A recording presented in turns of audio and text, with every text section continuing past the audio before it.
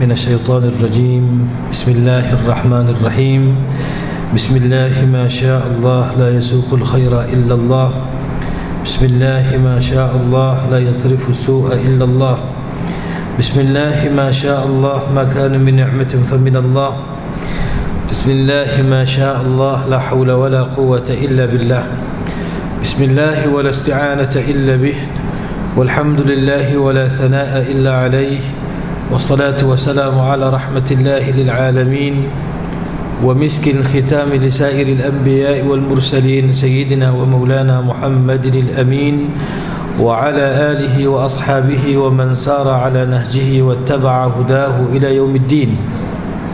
أما بعد فإن أصدق الحديث كتاب الله وخير الهدي هدي محمد صلى الله عليه وسلم وشر الأمور محدثاتها وكل محدثة بدعة وكل بدعة ضلالة وكل ضلالة في النار. فنقول اللهم أجرنا من النار ونقول اللهم اجعلنا من الذين يستمعون القول فيتبعون أحسنه.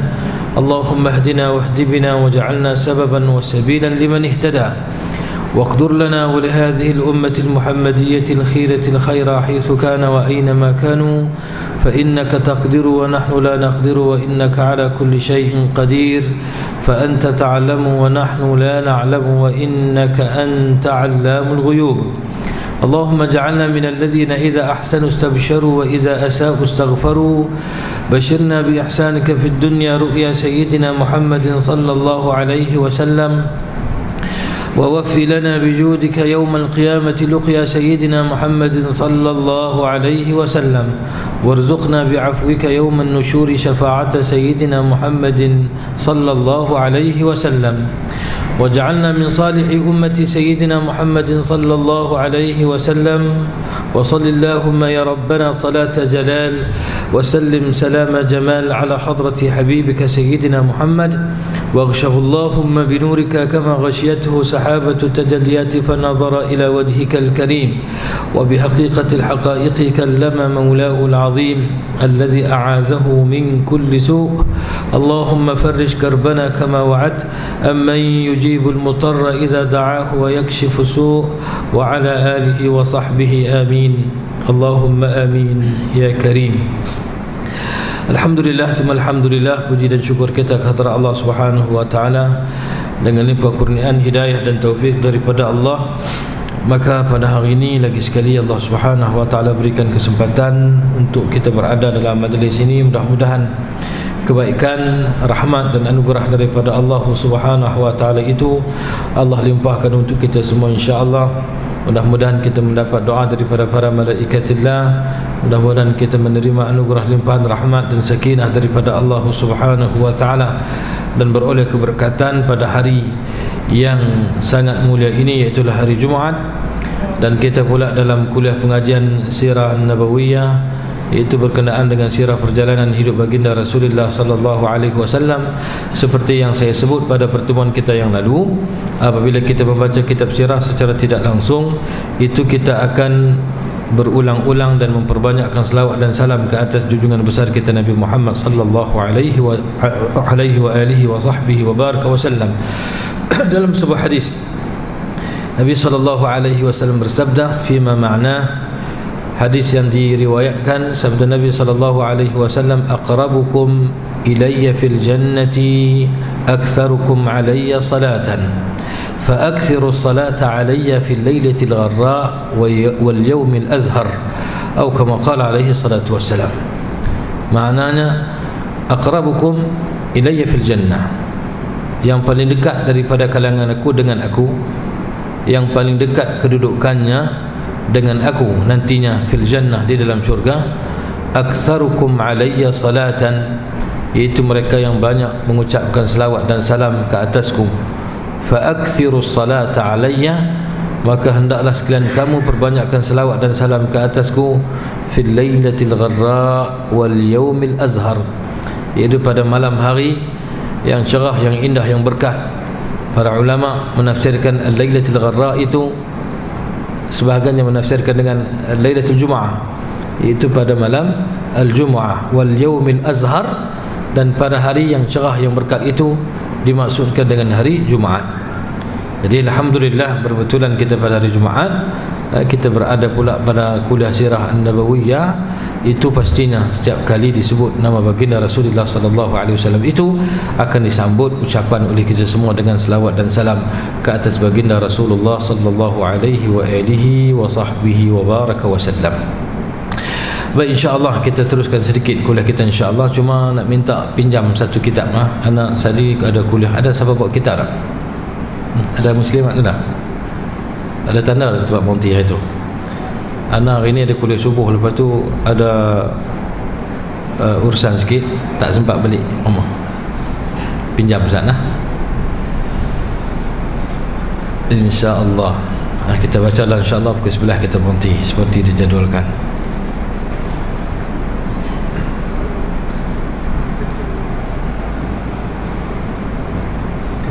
Okay.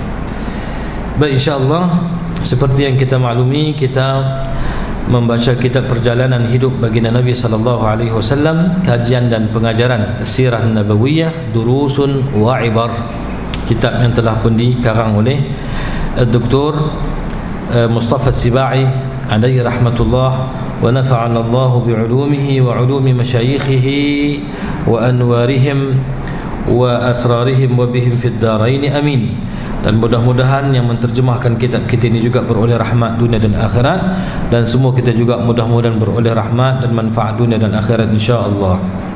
Ikut dalam buku ni iaitu kita sambung hari ini pada muka surat 35. Pada muka surat 35 dalam buku yang bercetak Jawi, iaitu masih lagi di bawah bab yang ketiga berkaitan dengan sejarahnya, sejarah baginda Rasulullah sallallahu alaihi wasallam selepas hijrah ke Habasyah hingga peristiwa hijrah ke Al-Madinah Al-Munawwarah, Al-Hijratul Uzma, hijrah yang melibatkan Nabi SAW dan juga umat Islam itu ke Al-Madinah Al-Munawwarah. Adapun hijrah ke Al-Habasyah itu hanya melibatkan beberapa orang daripada para sahabat. Itu pada zaman permulaan dakwah ketika mana umat Islam ditekan dengan penyiksaan dan sekatan yang amat dahsyat pada waktu itu yang dilakukan oleh orang-orang musyrikin. Kita sambung hari ini insya-Allah pada muka surat 35 pada perkara yang keempat, iaitu katanya akhirnya pulanglah Rasulullah sallallahu alaihi wasallam dari Taif dengan perasaan hampa kerana tiada satu golongan pun yang menyambut baik seruan baginda. Ini peristiwa Nabi pergi ke Taif sebelum daripada hijrah, iaitu selepas daripada peristiwa kewafatan Sayyidatina Khadijah Al-Kubra, Sayyidah Khadijah binti Khuwailid radhiyallahu taala anha wa ardaha, dan juga selepas daripada kematian Abi Talib yang disebutkan, yang kita sebut itu Amul Huzni, pada tahun kesedihan. Nabi berduka cita, bukan Nabi kecewa dengan takdir yang menimpa, tidak, tetapi Nabi sedih kerana kehilangan orang tersayang. Sedih hilang orang tersayang ini itu tidak mencederai iman, kerana itu merupakan sebahagian daripada rahmat yang Allah campakkan dalam hati manusia. Hilang orang tersayang, kita sedih. Sedih itu benda yang dibenarkan. Yang tak boleh ialah kita berputus asa, kita mencemuh takdir, kita berniahah, kita meraung dan meratap sehingga tak boleh buat kerja apa. Yang itu tidak dibenarkan. Tetapi sedih, perasaan pilu, rasa sedih dalam hati, menitiskan air mata, itu semua rahmatun yulqiha Allah fi qalbil abd, rahmat yang Allah campakkan dalam hati manusia. Nabi juga bersedih. Maka hari itu kita baca bila Nabi pada waktu itu dengan penentangan daripada orang-orang musyrikin, Nabi pula kehilangan Sayyidatina Khadijah, isteri dan sahabat yang sangat banyak membantu, pendamping Nabi sallallahu alaihi wasallam yang mengorbankan jiwa raga beliau untuk Islam dan perjuangannya. Begitu juga Abu Talib yang waktu itu walaupun tidak menyambut seruan Nabi dengan beriman, tetapi menerima dengan penuh lapang dada, menerima dan juga membantu Nabi, bahkan membela Nabi sallallahu alaihi wasallam di hadapan para musyrikin, maka turut juga meninggal dunia. Jadi Nabi pergi ke Taif untuk Nabi meneruskan dakwah, kerana di Taif juga ada kabilah ataupun ada daripada mereka yang ada sangkut paut qarabah ataupun dikatakan hubungan keluarga dengan baginda Rasulullah sallallahu alaihi wasallam. Tetapi apa yang berlaku ketika mana Nabi sampai di sana adalah sebaliknya. Nabi tidak dibenarkan, bahkan diusir dengan begitu hina sekali. Hina pada perbuatan mereka lah. Bukan makna Nabi diusir dengan hina, Nabi itu hina tak? Karena Nabi itu tidak akan pernah terhina, walaupun dihina oleh manusia, tetapi kehinaan itu tidak sampai kepada Nabi SAW. Jadi bila kita sebut Nabi diusir dalam keadaan dihina itu merujuk kepada perbuatan mereka yang menghina. Bukan Nabi terhina. Nabi tidak terhina. Orang kata pilah kat Nabi apa pun, orang-orang musyrikin Makkah, mereka itu menghina Nabi bukan hanya dengan maki hamun biasa, bahkan mereka mengeji Nabi. Mereka memanggil Nabi dengan nama Muzammam, sedangkan nama Nabi Muhammad makna yang terpuji. Muzammam, mim, zal, mim musyaddadah, mim. Muzammamun, makna yang keji ataupun yang kita kata yang hina. Muzammam, dia berpanggil dengan muzammam. Muzammamun qalainahu, muzammam yang orang yang hina, yang kami tak pernah ambil tahu dan tak ada siapa pun nak ambil tahu tentang dia. Mereka hina Nabi. Tetapi adakah Nabi jadi hina? Nabi jadi muzammam ataupun zamim dengan maksudaan? Tidak. Walaupun orang panggil dengan nama muzammam, tetap kedudukan Nabi mulia, dan Nabi Allah Subhanahu wa taala sebut nama kekasihnya baginda Rasulullah sallallahu alaihi wasallam dalam Al-Quran dengan nama Muhammad. Berulang-ulang kali ayat dalam Al-Quran, wa ma Muhammadun illa rasulun qad khalat min qablihi ar-rusul. Ma kana Muhammadun aba ahadin min rijalikum walakin Rasulullah wa khataman nabiyyin. Nabi sebut dengan nama, Allah Taala panggil dengan nama Muhammad. Jadi Nabi itu tidak pernah terhina. Bahkan yang keji dan hinanya adalah mereka yang mengeji Nabi sallallahu alaihi wa alihi wa sahbihi wa baraka wa sallam. Laqad sana al-ilahu Muhammadan, laqad sana al-ilahu Muhammadan, bahwasanya Allah Subhanahu wa taala telah memelihara kekasihnya Rasulullah yang dinamakan dengan Muhammad. Fil lafzi wal ma'na huma sinwani, sama ada pada nama Nabi, pada perkataan tak berubah, walaupun orang panggil muzammam, tak berubah sedikit pun nama Nabi dengan nama Muhammad. Wal ma'na, dan kedudukan Nabi pun tidak pernah sedikit pun tercalar, diangkat kedudukan Nabi di sisi Allah Subhanahu wa taala. As-sabbu marji'uhu ilaihim idhumu, sebaliknya segala celaan yang ditujukan kepada Nabi itu akan berpatah balik kepada mereka yang mengeji, kerana mereka itulah ahlun likulli madhammatin wa hawani, yang sebenarnya tercela dan hina, keji di sisi Allah Subhanahu wa taala. Disebutkan dalam qasidah para ulama memuji Nabi, laqad sana ilahu Muhammadan fil lafzi wal ma'na huma sinwani, الذم مرجعه إليهم إذ هم أهل لكل مذمة وهوان. Jadi bila Nabi sampai di balik dan sampai di Taif, Nabi diusir keluar daripada Taif dalam keadaan seperti mana yang kita baca sebelum ini, maka Nabi pun pulang dalam perasaan hampa. Hampa ni makna sedih, kerana tiada satu golongan pun yang menyambut baik seruannya baginda Nabi sallallahu alaihi wasallam, kecuali seorang hamba bagi Utbah dan Syaibah.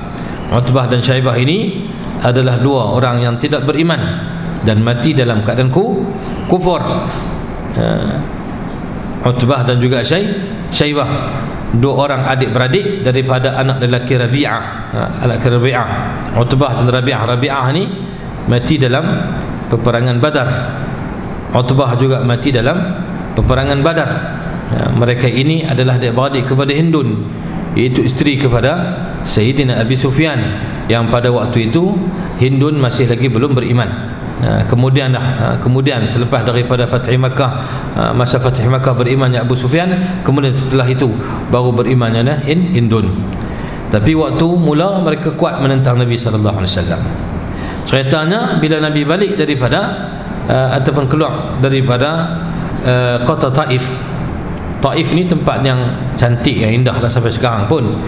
Dan orang-orang Makkah yang ada harta, sebahagian daripada harta mereka itu mereka simpan di Taif. Maka bila Nabi keluar daripada Taif itu, Nabi sampai dekat kebun kurma ataupun kebun anggur kebun anggur yang dimiliki oleh Utbah dan Syaibah. Dua orang adik-beradik daripada anak laki-laki Rabi'ah yang bernama Addas. Addas ni adalah hamba kepada mereka berdua, kerja yang duk jaga kebun tu. Nama Addas. Addas adalah hamba ataupun pekerja kepada Utbah dan juga Syaibah. Utbah dan Syaibah anak kepada Rabi'ah yang dahulunya beragama Nasrani. Addas itu, hamba itu beragama Nasrani, di mana Addas yang dahulunya beragama Nasrani telah diminta oleh tuannya siapa? Iaitu Utbah dan juga Utbah dan juga Syaibah, supaya menghantar gugusan anggur yang dipetik kepada baginda Rasulullah sallallahu alaihi wasallam yang pada ketika itu sedang berada dalam sebuah kebun setelah diusir oleh orang-orang Taif itu.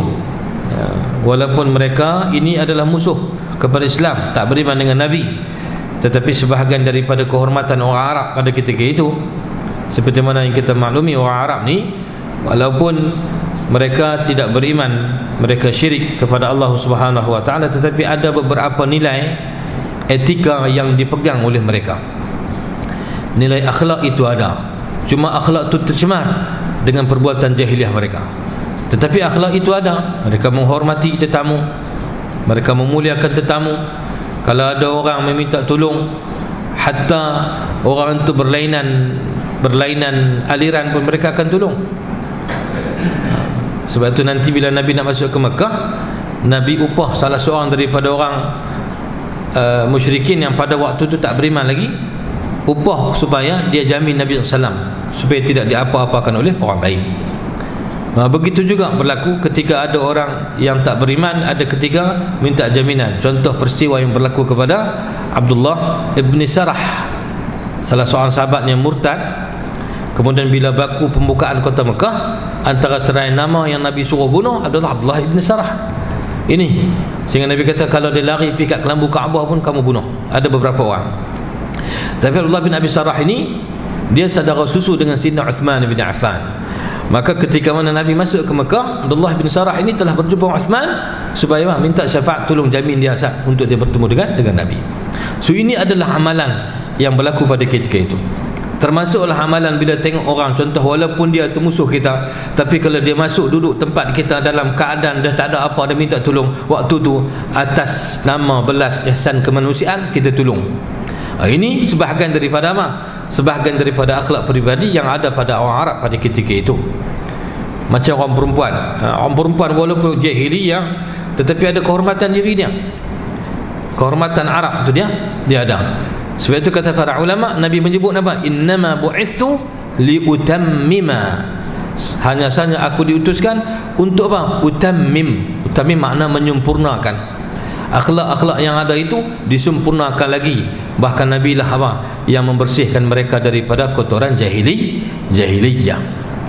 Jadi Utbah dan juga Syaibah ketika mana melihat Nabi SAW pada ketika itu bersama dengan Sayyidina Zaid bin Harithah radhiyallahu anhu sampai di kebun mereka dalam keadaan luka tubuhnya, maka disuruh hamba mereka iaitu yang bernama Addas supaya membawa satu bekas yang berisi anggur untuk diberikan kepada Nabi, kepada baginda Rasulullah sallallahu alaihi wasallam yang pada ketika itu sedang berada dalam sebuah kebun setelah diusir oleh orang Taif itu. Apabila anggur tadi diterima oleh Rasulullah sallallahu alaihi wasallam, lantas baginda membaca bismillah sewaktu hendak memakannya. Yang demikian itu telah menarik perhatian Addas kerana beliau tidak pernah mendengar daripada kaumnya orang-orang yang membaca seperti itu. Tak pernah dengar orang nak baca bismillah. Orang musyrikin kan, tambah tuan dia lagilah tak baca bismillah.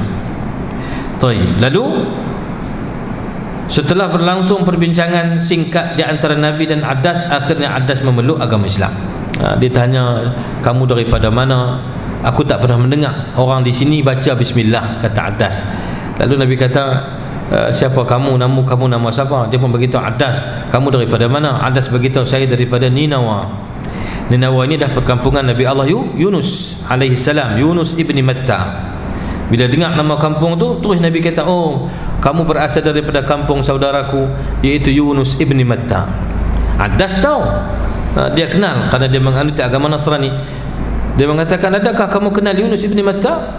Dia kata, ya, dia juga seperti mana aku, Rasul yang diutuskan oleh Allah Subhanahu wa ta'ala. Lalu Adas kucup tangan dan kaki Nabi, mengucap dua kalimah syahadah, masuk Islam. Taib. Habis yang tu. Yang kelima, berlakunya peristiwa Isra' dan Mi'raj. Ini kesimpulan hak kita dah baca dah sebelumnya. Berlakunya peristiwa Isra' dan Mi'raj. Isra' maknanya perjalanan daripada Makkah, daripada Masjidil Haram ke Al-Masjidil Aqsa, daripada Makkah ke Filistin. Yang atas darat ni, daratan bumi ni, itu dipanggil Al-Isra', jalan pada waktu malam. Isra' makna perjalanan pada waktu malam. Kemudian Al-Mi'raj itu perjalanan Nabi daripada Masjidil Aqsa, itu naik ke langit. Asal makna Mi'raj makna tangga. Makna Nabi dibawa naik dalam perjalanan ke langit. Tangga lagu mana Allahu alam. Nabi dibawa naik ke langit sehingga melepasi daripada langit yang ketujuh sampai ke Sidratul Muntaha, sampai ke Al-Mustawa, seperti mana yang kita maklumi. Berlakunya peristiwa Isra' dan Mi'raj sebagai salah satu mukjizat yang Allah anugerahkan kepada Nabi. Tak ada manusia yang boleh sampai ke tempat, bahkan Jibril yang merupakan penghulu para malaikat. Sayyidina Jibril AS termasuk daripada ru'asail malaikah, termasuk daripada ketua-ketua para malaikat, iaitu Sayyidina Jibril AS, aminul wahyi, yang Allah tugaskan untuk menyampaikan wahyu kepada para Nabi dan Rasul alaihi wassalatu wassalam. Jibril sendiri sampai satu tempat ketika mana Nabi nak pergi lagi, Jibril kata, ya Rasulullah, wahai Muhammad, aku tak boleh langkah bidah, aku takat ni saja. Kalau aku langkah selangkah lagi, lahtaraqtu, maka aku akan terbakar dengan cahaya kebesaran dan keagungan Allah Subhanahu wa ta'ala. Tapi Nabi terus dan Nabi SAW, Allah Subhanahu wa ta'ala muliakan Nabi dengan melihat Allah Subhanahu wa ta'ala. Dan masalah tu berlaku perbincangan di kalangan para ulama. Cuma saya nak sebut berulang kali, walaupun dah tahu dah, cerita Isra' Mi'raj ini bukan dalil kata Allah di atas langit lah. Kerana di atas langit ke di bumi ke kiri kanan ke, yang bertempat ini bukan Allah. Yang berjihad ini, yang ada arah ini bukan Allah. Itu tidak ada kaitan dengan Allah Subhanahu wa ta'ala. Habis tu ada orang tanya pula, kalau macam tu, sebab apa Allah Ta'ala, Nabi suruh kita berdoa angkat tangan ke langit? Kalau kata Allah Ta'ala tak duduk atas langit, maknanya kita angkat tangan ke langit itu tak ada makna dan sia-sia. Kita katakan itu bukan dalil. Dan dalil kamu itu adalah dalil apa? Bukan dalil. Dia satu kenyataan yang naqis, yang tak lengkap untuk dijadikan sebagai dalil, kerana ada syubhat padanya. Kalau ada orang kata dalil Allah di atas langit, pasti kita berdoa angkat tangan ke langit, kita kata kalau begitu Allah suruh kita menghadap kiblat ketika mana kita mendirikan solat. Adakah Allah Subhanahu wa ta'ala di atas Kaabah? Ketika mana Nabi suruh kita, Allah suruh kita sujud. Bahkan Nabi kata sehampir-hampir manusia, aqrabu ma yakunul abdu min rabbihi wa huwa sajidun. Suatu dan saat yang paling hampir seorang hamba itu dengan Allah, iaitu ketika mana dia sedang sujud. Sujud makna kita meletakkan dahi kita dengan 7 anggota yang kita letak ke bumi. Umirtu an asjudah ala sab'ati a'dha, iaitu kita sujud 7 anggota, dahi kita letak ke bumi. Adakah Allah Subhanahu wa ta'ala duduk menyerap ataupun duduk atas tanah? Jadi itu bukan dalil. Jadi Allah suruh kita, Nabi ajak kita angkat tangan berdoa, angkat tangan ke langit, itu sebagai adab bertawajuh, bertadarru', kerana langit itu merupakan qiblatud du'a. Jadi bukan sama juga macam Isra' dan Mi'raj, orang menjadikan dia dalil Allah Ta'ala kerana duduk bertempat, tak kira di langit ke di laut, kata pokok ke dalam bumi ke mana, yang nama kata tempat itu tidak layak. La yaliqu billah atau la yaliqu bihaqqillahi azza wa jalla. Allah Subhanahu tidak layak pada hak Allah Subhanahu wa ta'ala. Baik, Isra' dan Mi'raj merupakan mukjizat yang Allah bagi pada Nabi. Nabi naik burak, yang berjalanan sepantas kilat selaju pada kelajuan cahaya. Nabi naik sampai ke langit. Allahu alam, baru ni kan ada viral satu kuliah ceramah yang disampaikan oleh salah seorang asatizah kita, cerita bagaimana ada kajian yang dibuat pada jubah Nabi sallallahu alaihi wasallam ataupun serpihan daripada perca kain jubah Nabi sallallahu alaihi wasallam, yang didapati pada kain tersebut ada kesan-kesan seakan batu ataupun benda-benda yang tak ada di bumi, tetapi benda-benda yang ada di langit ataupun di ruang angkasa. Allahu alam, kita pun tak tahu dan kita tidak kaji perkara itu.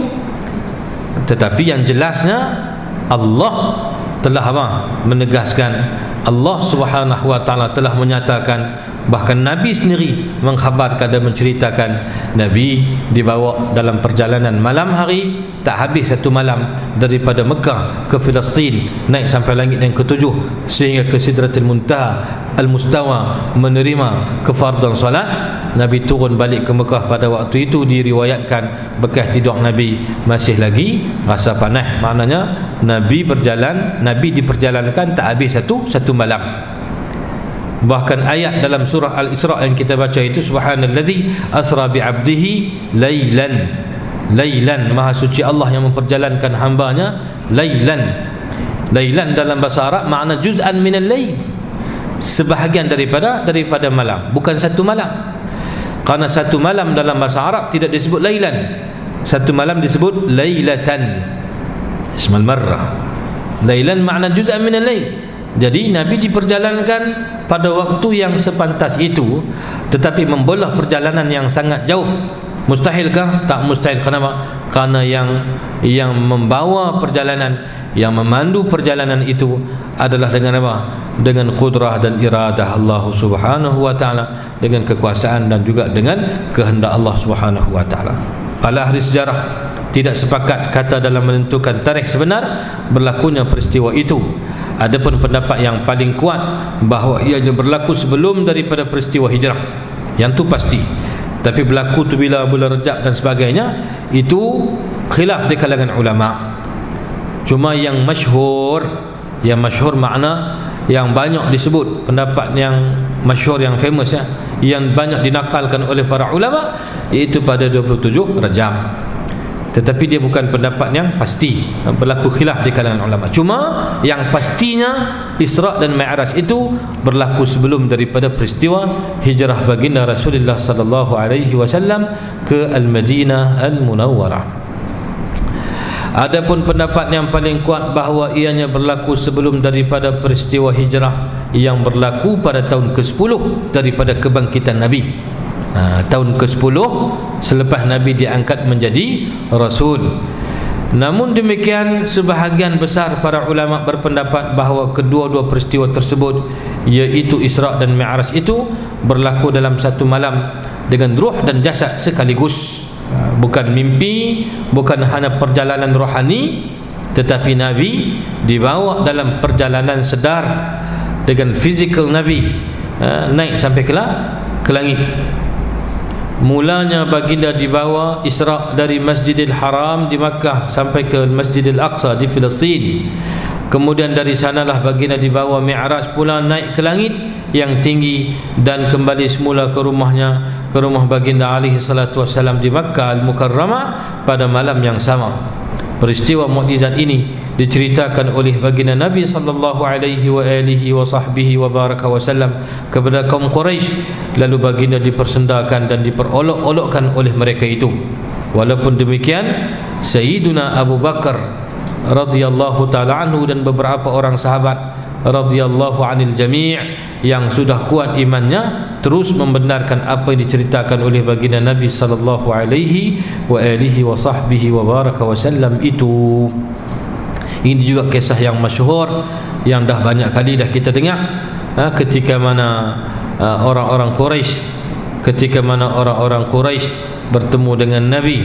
Abu Jahal bertemu dengan Sayyidina Abu Bakar As-Siddiq, lalu mempersendakan dengan soalan yang mengatakan, Abu Bakar, tidakkah kamu dengar pagi ini kawan baik kamu tu cerita apa? Tak dengar lagi cerita pagi ni, kawan kamu cerita apa?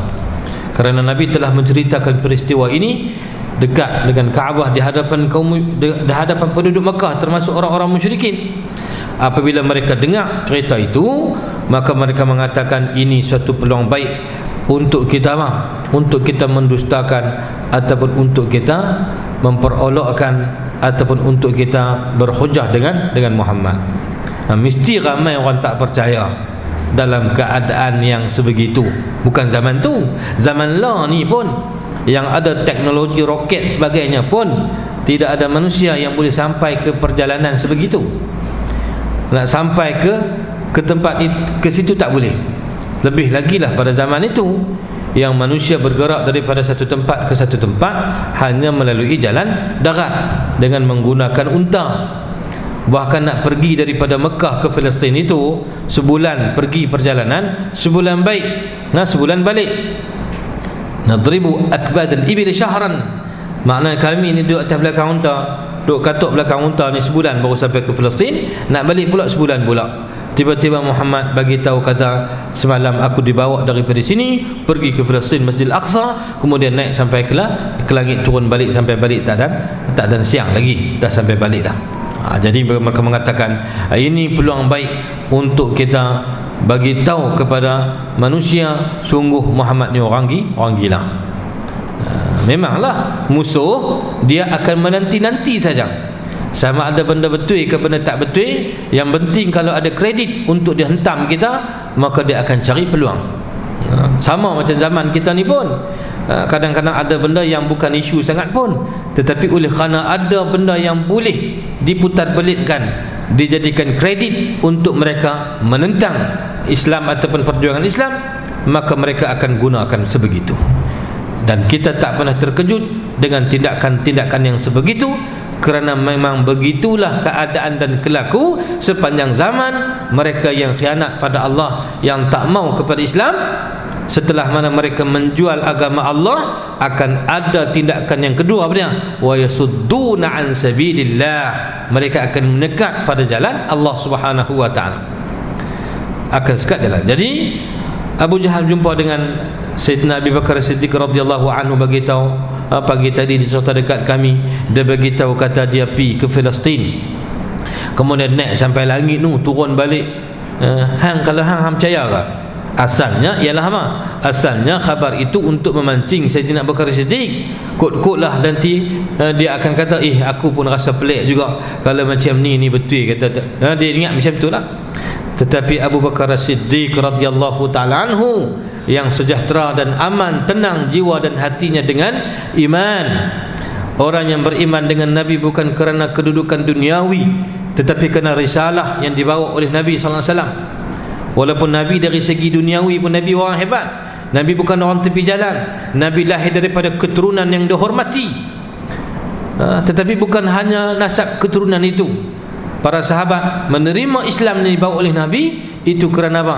Kerana risalah itu mereka yakin datangnya daripada Allah yang telah pun mengutuskan Nabi sebagai rasul. Walaupun kedudukan keturunan Nabi ini mulia dengan sebab Nabi sallallahu alaihi wasallam. Semua perkara yang berkaitan dan bersangkutan dengan Nabi sallallahu alaihi wasallam itu mulia. Hatta sesuatu yang terbit keluar daripada Nabi, peluh Nabi ke, barang-barang yang dibuang daripada tubuh Nabi, darah Nabi, semua jadi mulia. Dengan sebab apa? Dengan sebab baginda Rasulullah sallallahu alaihi wa alihi wa sahbihi wa baraka wasallam. Maka seperti itu juga mereka yang mengikut jalan Nabi, yang ikut perjuangan Nabi, yang walaupun tak sempat bertemu dan bersua muka dengan baginda Nabi sallallahu alaihi wasallam, kalau ikut jalan agama yang dibawa oleh Nabi sallallahu alaihi wasallam, maka mereka juga akan beroleh kemuliaan di sisi Allah Subhanahu wa taala. Jadi Sayyidina Abu Bakar Siddiq ketika mendengar perkhabaran tersebut, berita tersebut, lalu dia bertanya kepada Abu Jahal, awaqala dzalik, adakah sungguh dia sebut macam tu? Ya, bukan aku seorang dengar, ramai tadi dia berhimpun, dia duk cerita kat kami, kata macam tu. Lalu kata Sayyidina Abu Bakar Siddiq, la in kana qala dzalika faqad sadaq. Kalau itu yang diucapkan oleh baginda Nabi sallallahu alaihi wasallam, sungguhnya apa yang diucapkan itu adalah benar, dan aku akan sentiasa membenarkan baginda tak kira waktu mana, pagi dan petang, kerana aku yakin yang terbit daripada mulut baginda itu bukan daripada bukan daripada nafsu, jauh lagi daripada dusta, tetapi datang daripada perkhabaran langit, iaitu wahyu daripada Allah Subhanahu wa taala. Maka sebab itu disebut apa?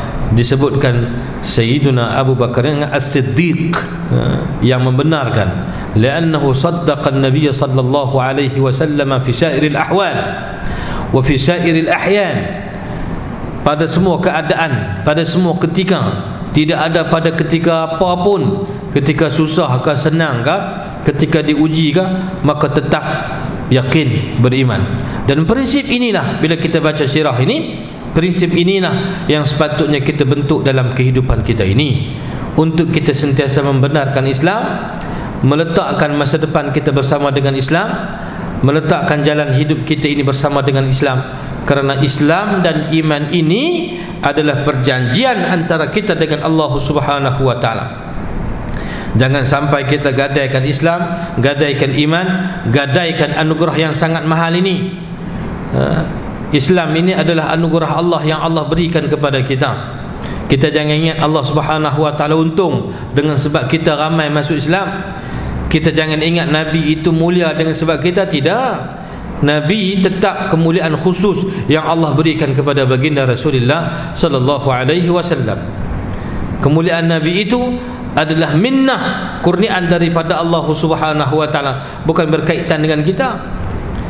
Tetapi Nabi ini, oleh kerana pemurahnya Nabi, kasih dan ambil beratnya Nabi, Nabi panggil kita ini sebagai apa? Kamu adalah umat yang Allah anugerahkan kepada aku. Walaupun pada hakikat kalau kita tak beriman, manusia tak beriman pun, Nabi tetap mulia di sisi Allah Subhanahu wa taala. Samalah macam Islam. Sebab itu kita jangan rasa kita Islam tu untung dengan sebab kita, tetapi sebaliknya kita beruntung dengan sebab Islam dan petunjuk iman yang Allah kurniakan kepada kita. La tamunnu alayya islamakum balillahu yamunnu alaikum an hadakum lil iman. Kan Nabi katakan, jangan kamu mengungkit-ungkit Islam kamu kepadaku, jangan kata Allah dan Rasul beruntung dengan sebab kamu menganut agama Islam. Tidak. Balillahu yamunnu alaikum, bahkan Allah lah sebenarnya yang melimpahkan kurnianya kepada kamu, an hadakum lil iman, iaitu Allah bagi petunjuk kepada kamu sehingga kamu tergolong daripada kalangan para mukminin. Kamu jadi orang beriman. Maka jangan kita gadaikan Islam. Ini al-ahd, ini perjanjian kita ma bainana wa bainallah, perjanjian antara kita dengan Allah Subhanahu wa taala. Bahkan Allah sebut dalam Al-Quran, wala tashtaru bi'ahdi thamanan qalila innama 'indallahi huwa khairun in kuntum ta'lamun. Allah sebut dalam surah An-Nahl, dalam surah An-Nahl ayat 95, wala tashtaru bi'ahdi, bukan bi'ayati, yang tu ayat lain, yakni bi'ahdi, wala tashtaru bi'ahdi thamanan qalila. Jangan kamu jual, jangan kamu gadaikan ahdi, perjanjian aku, yakni perjanjian kamu dengan aku, yakni al-iman, al-Islam, itu perjanjian kita dengan Allah. Thamanan qalila, jangan tukar ganti beli dan gadaikan dengan apa? Dengan harga yang sedikit daripada habuan dunia. Jangan kerana nak dunia kita gadaikan Islam. Jangan kerana nak sesuatu kita sanggup jadi ejen untuk kita celah Islam. Kita sanggup cemarkan lidah kita untuk kita maki hamun para ulama. Kita sanggup jadi orang yang khianat kepada Islam semata-mata untuk mendapatkan teman dan rakan atas muka dunia. La, itu bukan prinsip seorang yang beriman. Orang yang beriman akan menjaga anugerah iman dan Islam yang Allah berikan kepadanya, tidak akan digadai ganti dengan apapun, walaupun terpaksa mengorbankannya nyawa sekalipun. Kenapa? Innama indallah, hanya saja sesungguhnya apa yang Allah sediakan di sisi Allah untuk mereka yang beriman lagi bertakwa kepada Allah, huwa khairun, itu lebih baik. In kuntum ta'lamun, sekiranya kamu sebenar ataupun kamu mengetahui. Kalau kita tak tahu, Allah bagi tahu pada kita. Allah Ta'ala kata in kuntum ta'lamun, sekiranya kamu mengetahui. Adakah kita nak jawab ma'alimna ya Rabbi, kami tak tahu ya Allah. Tak tahu ni kau bagi tahu sebab tak dengar. Jadi ayat itu menuntut supaya kita ambil tahu, dengar, faham, beriman, yakin dengan perkhabaran yang telah Allah nyatakan. Allah kata innama 'indallahi wa khairun in kuntum ta'lamun. Jadi Sayyiduna Abu Bakar Siddiq radhiyallahu anhu membenarkan apa yang disampaikan oleh Nabi sallallahu alaihi wa alihi wa sahbihi wa baraka wasallam. Walaupun demikian, Abu Bakar dan beberapa orang sahabat yang sudah kuat imannya terus membenarkan apa yang diceritakan oleh baginda Nabi sallallahu alaihi wasallam itu. Yang keenam, pada malam terjadinya peristiwa Isra dan Mi'raj, inilah diwajibkan salat, yakni sembahyang 5 waktu ke atas tiap-tiap orang Islam, sama ada laki-laki maupun perempuan yang sudah baligh lagi berakal. Kerana baligh dan berakal ini adalah 2 syarat taklif, al-bulughu wal aqlu. 2 syarat utama taklif itu. Prinsip taklif itu kepada siapa? Orang yang berakal, tidak gila, orang yang baligh, cukup umur sampai kepada had tertanggung di atasnya tu titah perintah agama.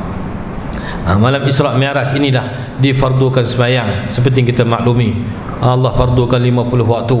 Nabi turun sampai kat langit bawah, jumpa dengan apa? Nabi Allah Musa alaihissalam. Nabi Musa kata, wahai Muhammad, salillah takhfif, minta Allah kurang sikit, banyak ni 50 waktu ni. Umat kamu ni nampak lekeh-lekeh, tak boleh buat 50 ni. Umat aku hak yang kemas-kemas pun 2 waktu pun tunggin. Dia tak cakap lah bahasa tunggin tu, saya terjemah untuk faham. Maksudnya salillah takhfif, minta pada Allah diringankan. Nabi pun naik minta Allah Ta'ala kurang 5, turun lagi. Nabi Musa kata tak, berat lagi minta, sampai berulang alik sampai tinggal 5 saja. 5 pun Nabi Musa AS kata berat lagi, minta lagi. Nabi kata laqad istahyaitu, aku malu nak minta, kerana setiap kali naik Allah berikan apa? Allah kurangkan taklif. Lalu terima 5. Allah kata walaupun 5 yang kamu buat, yang aku fardukan, tetapi kekal fadilat dengan apa yang aku kehendaki itu dengan apa? Dengan 50 waktu. Jadi makna saat 5 waktu kita buat itu diberikan fadilat sama macam 50. Ini kelebihan yang diberikan kepada umat Nabi SAW.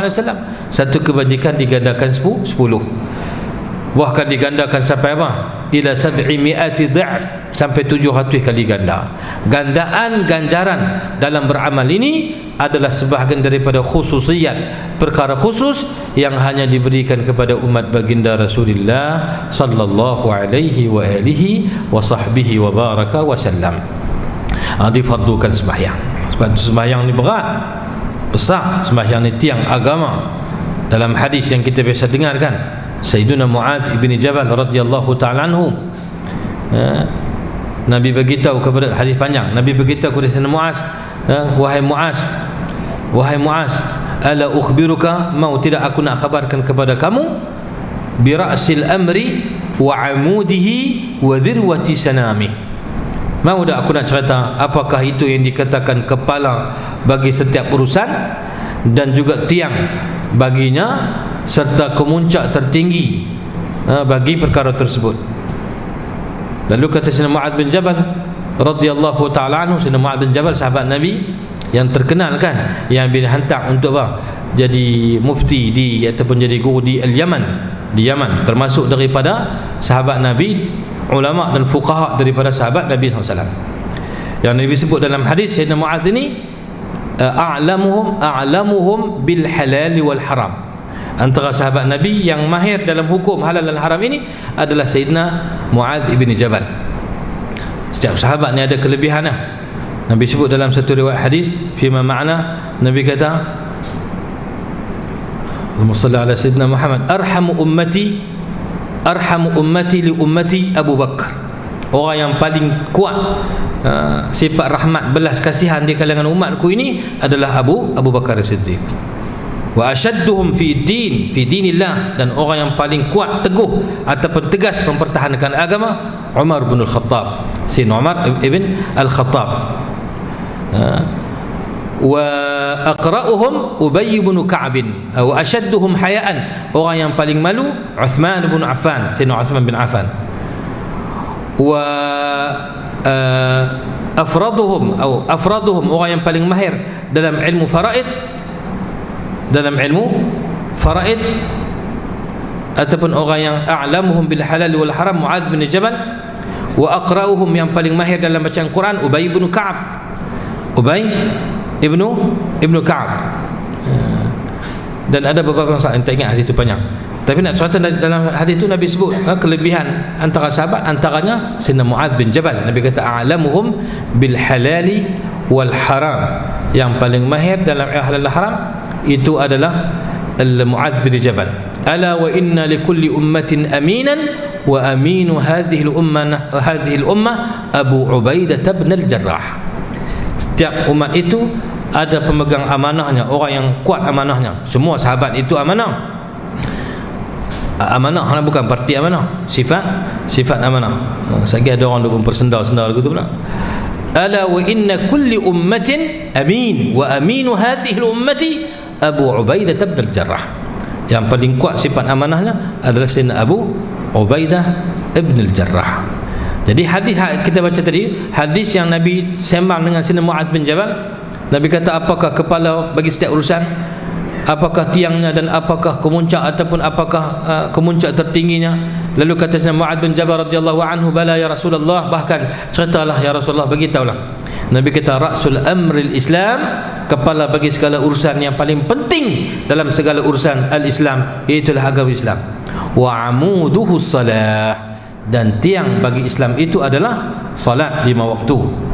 Wa dhirwatu sanamihi al-jihadu ay fi sabilillah, dan kemuncak tertinggi kepada penghayatan Islam dan pengabdian diri kepada Allah adalah al-jihad fi sabilillah, berjihad pada jalan Allah.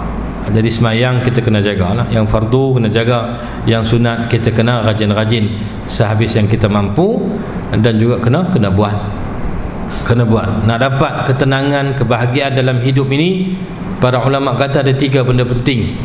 Banyak benar, tapi kita ringkaskan 3 benda penting. Pertama apa? Pertama al-muhafazatu 'ala al-fara'idhi, mesti kita menjaga perkara-perkara yang fardu, yang wajib, jangan kita lalai. Satu. Yang kedua al-iktharu, memperbanyakkan minan nawafili qadral mustata'ah. Hendaklah kita memperbanyakkan amalan yang sunat sehabis baik yang kita mampu. Yang ketiga al-ibti'adu an maharimillah, yang ketiga menjauhkan diri daripada perkara yang diharamkan Allah. Bila hak fardu kita jaga tak tinggal, yang sunat dan fadilat kita buat sehabis mampu kita buat, yang haram kita jauhi. Makanya insya-Allah inilah jalan yang paling cerah untuk kita mendapat kebahagiaan dunia dan akhirat. Termasuklah tunjang amalan itu ialah solat. Kenapa dah tuan? Terlepas nasi dah mah. Sikit lagi kita habis satu lagi kita berhenti. Tak habis tak payah kalut, kita bukan nak habis. Kita ni tak habis hari ni. Kalau kita pulun baca pun tak habis. Kita baca satu lagi kita berhenti insya-Allah. Kita baca ambil nombor 7. Pada setiap tahun apabila tiba musim haji, Rasulullah sallallahu alaihi wasallam selalu mengambil peluang menemui kabilah Arab, menyeru mereka kepada Islam dan meninggalkan penyembahan berhala yang mereka lakukan selama ini. Ini kerja Nabi. Kerja inilah kita panggil ad-da'wah. Inilah dia panggil apa? Ad-da'il haqiqi, da'i yang sebenar. Da'i makna menyeru pada jalan Allah Subhanahu wa taala. Semua kita ni adalah pendakwah. Nak menyeru ni, nak ajak ni macam-macam peringkat lah. Kalau takat nak ajak orang main masjid, takkan yang tu nak kena ada ijazah, tak perlu.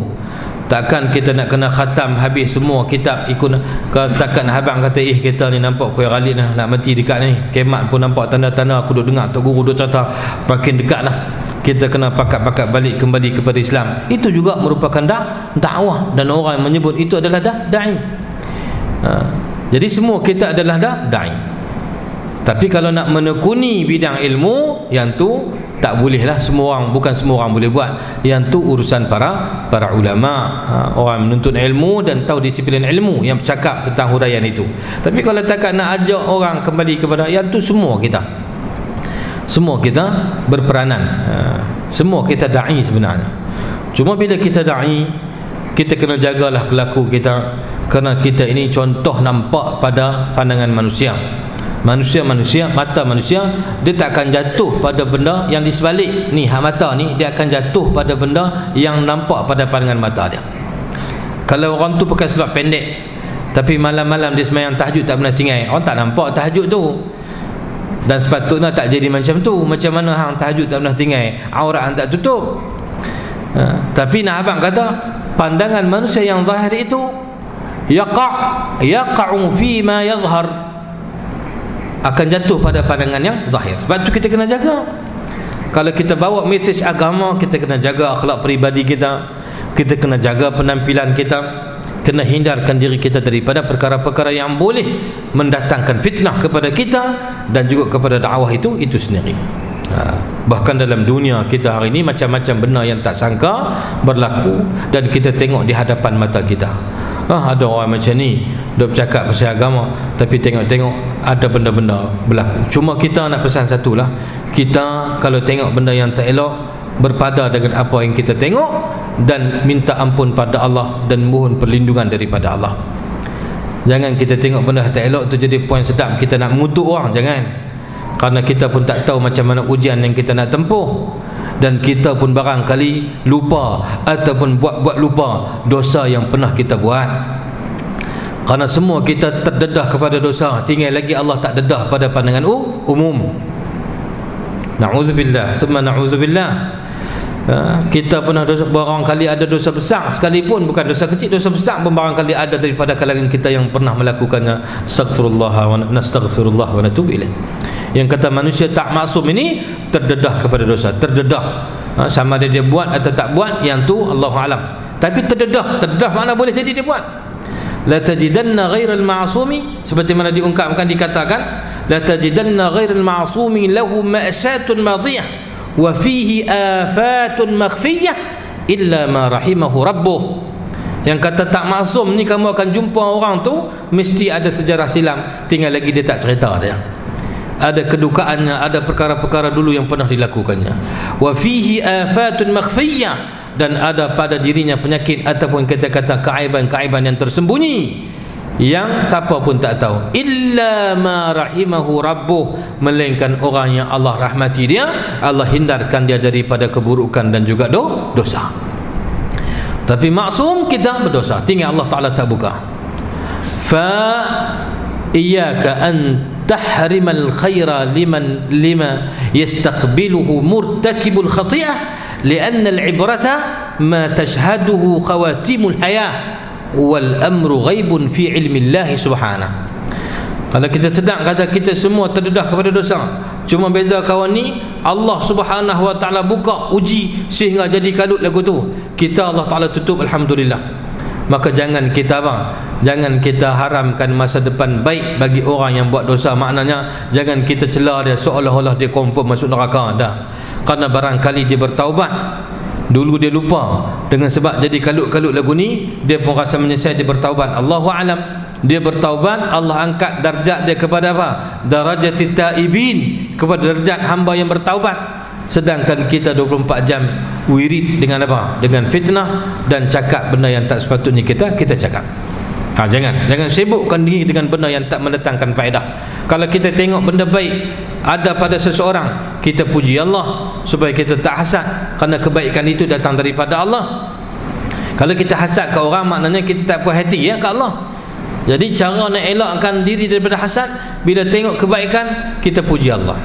Tengok kawan kita contoh dapat menega okey ataupun dapat benda kebaikan, kita kata alhamdulillah, tabarakallah, masya Allah, la quwata illa billah. Allahumma barik lahu fima atahu warhamhu fima huwa fih wa atini afdala ma ataita ibadaka salihin.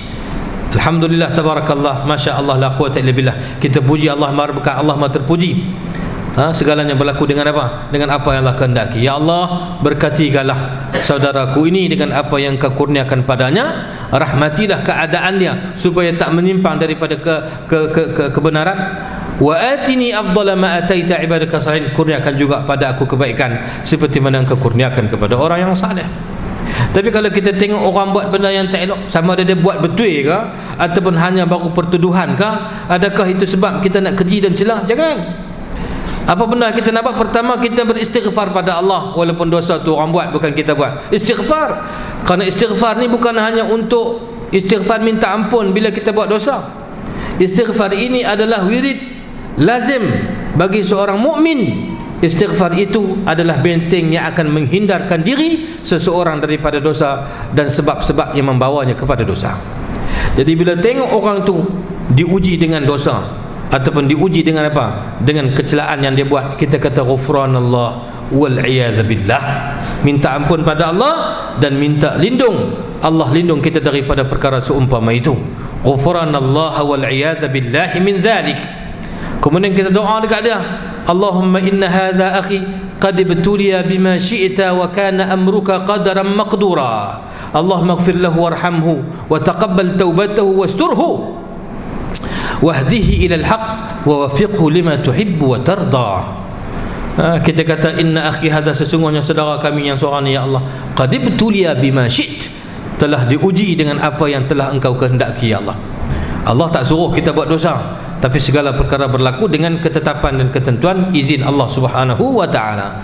Allahumma ighfir lahu, ya Allah ampunkan dosa dia. Warhamhu, rahmati dia. Wa taqabbal taubatahu, terima taubat dia ya Allah. Wasturhu, dan juga lindungi dia daripada keaiban ya Allah, tutupkanlah keaiban dia ya Allah. Wahdi ilal haq, bagi petunjuk dia kembali ke bakal jalan kebenaran. Wa wafiqhu lima tuhibbu wa tarda, dan bagi taufik supaya dia beramal dengan apa yang kau suka dan kau rida. Habis, selesai. Kita pun tak ada dosa nak mengumpat, nak kata apa.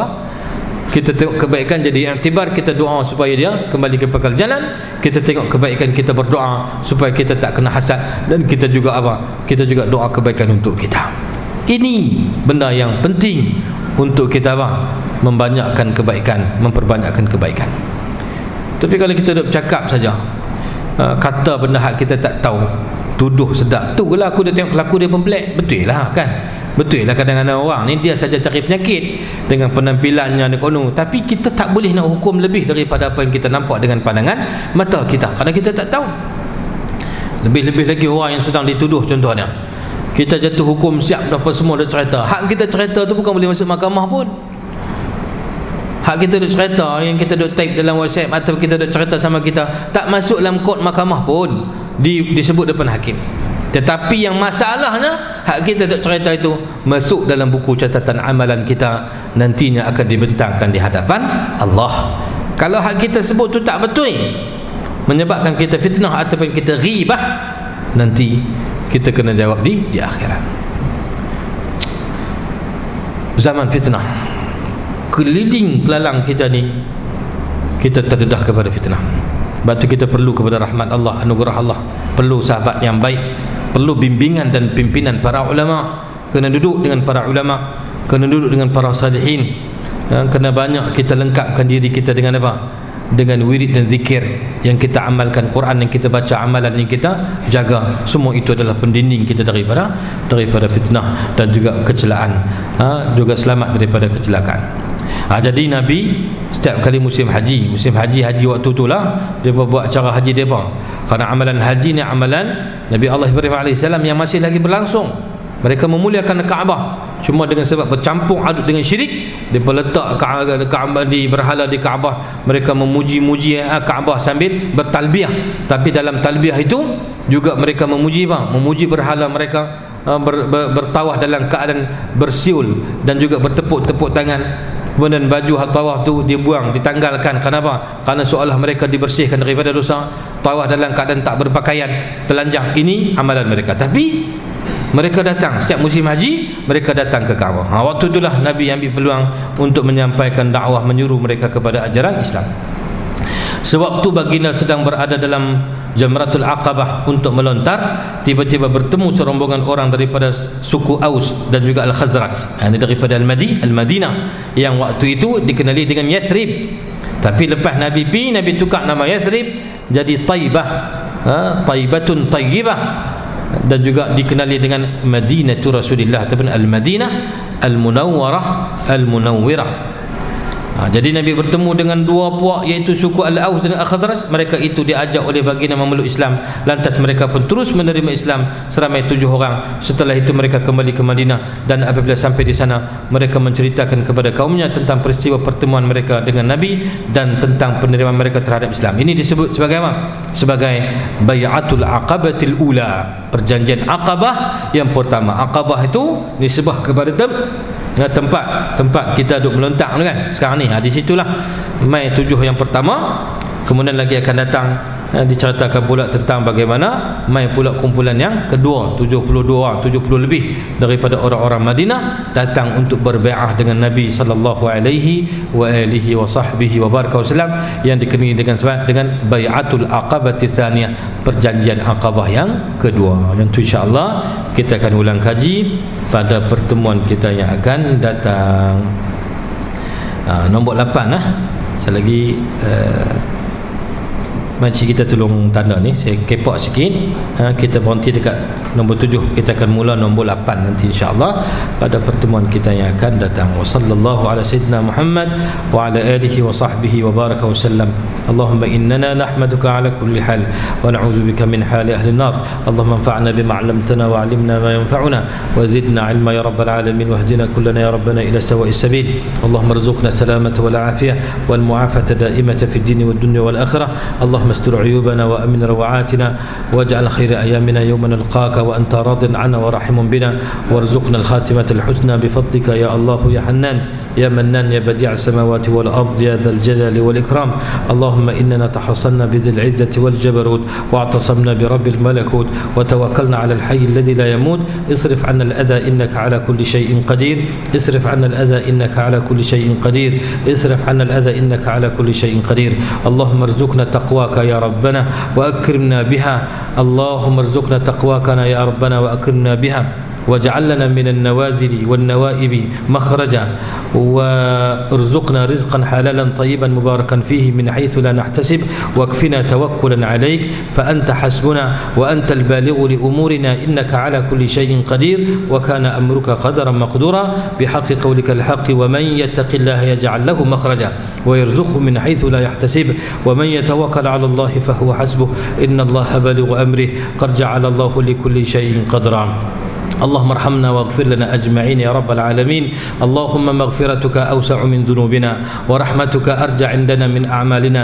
يا من لا يشغله سمع عن سمع ويا من لا تغلطه كثرة المسائل ويا من لا يتبرم به إلحاه عباده ملحين إليه. أذقنا برد رحمتك وكرم استجابتك يا الله إنك نعم المولى ونعم المجيب لا حول ولا قوة إلا بك. وارحمنا وارض عنا وعن آبائنا وأمهاتنا وأجدادنا وجداتنا ومشايخنا وأهلنا وأزواجنا وزوجاتنا وأبنائنا وبناتنا وإخواننا وأخواتنا من المسلمين والمسلمات والمؤمنين والمؤمنات الأحياء منهم والأموات برحمتك يا أرحم الراحمين. هب لنا من أزواجنا وذرياتنا قرة أعين واجعلنا للمتقين إماما.